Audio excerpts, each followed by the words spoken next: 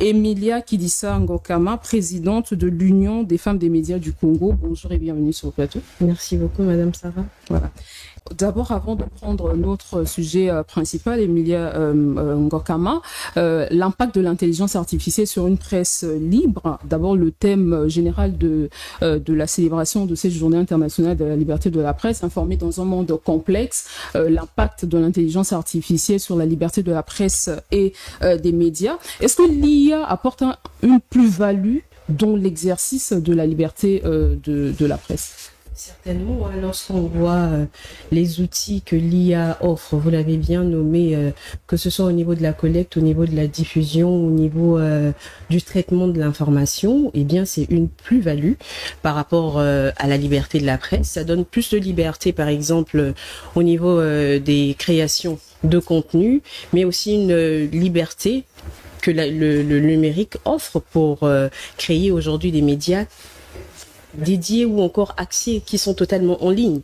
Et ça, on pouvait pas les avoir avant, parce que avant, pour avoir un média, il y avait tout un process à suivre pour pouvoir ouvrir un média. Mais aujourd'hui, avec l'IA et le numérique, ce n'est plus le cas. Ça facilite le travail des médias et des professionnels. C'est plus libéral et ça facilite le travail des professionnels de l'information et de la communication au niveau de ces trois paliers qui sont la collecte, le traitement et puis la diffusion. Voilà.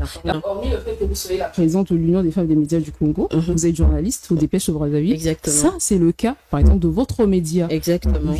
C'est pas seulement mon média, même pour les travaux de UFAMCO.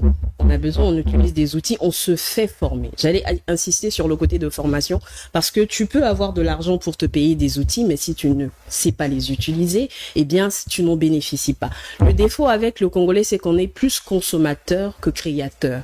Et tant qu'on reste dans cette position de consommateur et pas de créateur, on subit en réalité. Par exemple, l'IA aujourd'hui ou encore le numérique nous offre des possibilités de se faire financer, d'avoir par exemple des sites ou encore des chaînes monétisées. Mais c'est difficile au Congo parce que l'environnement ne permet pas à ce que celui du Ghana, par exemple, qui bénéficie de sa chaîne YouTube, qui est monétisée, qui fait rentrer de l'argent pour son média en ligne, par exemple, je prends le cas des médias en ligne, mais celui qui se trouve au Congo aura plus de difficultés parce que le système bancaire autour de lui ne permet pas à ce que ces outils-là ne reconnaissent pas au fait le système qui est mis en place pour que le Congo fasse partie des pays qui monétisent les chaînes ou encore les médias en ligne. Ça, c'est une difficulté qu'on rencontre aussi au-delà de l'argent. Donc, il y a des outils, comme on dit, mais plus poussés pour pouvoir utiliser l'IA, c'est vrai, le côté financier intervient,